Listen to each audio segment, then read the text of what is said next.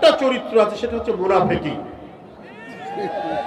এই মুনাফিকি ছাড়া তারা কিছু করেনি। জামায়াত ইসলামী মুনাফিকির দল বললেন রিজভী।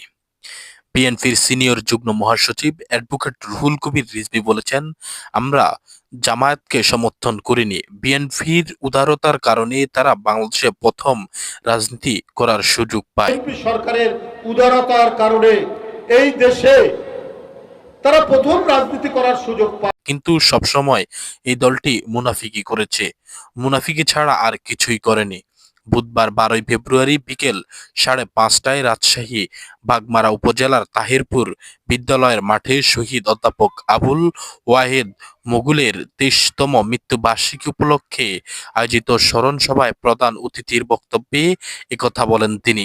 রিজভী বলেন, যে দল ছাত্র জনতার উপর গুলিবর্ষণ করেছে, হত্যা করেছে নির্বিচারে, জামাত বলে বসলো তারা আওয়ামী লীগকে মাফ করে দেবে। আবু সাঈদ মুগ্ধ রক্ত কিভাবে মাফ করবেন প্রশ্ন রাখলেন তিনি। এছাড়াও দলটিকে উদ্দেশ্য করে রিজভী বলেছেন, শেখ হাসিনা পাসপোর্ট ভিসা ছাড়া ভারতে বসে রয়েছে, দেশের বিরুদ্ধে বলছে নানা উস্কানিমূলক কথা।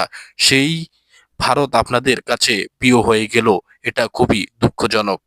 এ সময় কেন্দ্রীয়, জেলা ও উপজেলার বিএনপি ও অঙ্গ সহযোগী সংগঠনের সম্মানিত নেতৃবৃন্দরা উপস্থিত ছিলেন। স্মরণ সভায় বিএনপি নেতারা অন্তর্বর্তীকালীন সরকারের কাছে দ্রুত জাতীয় নির্বাচনের তারিখ ঘোষণার দাবি জানান। চ্যানেল 5 মেহের শরীফ।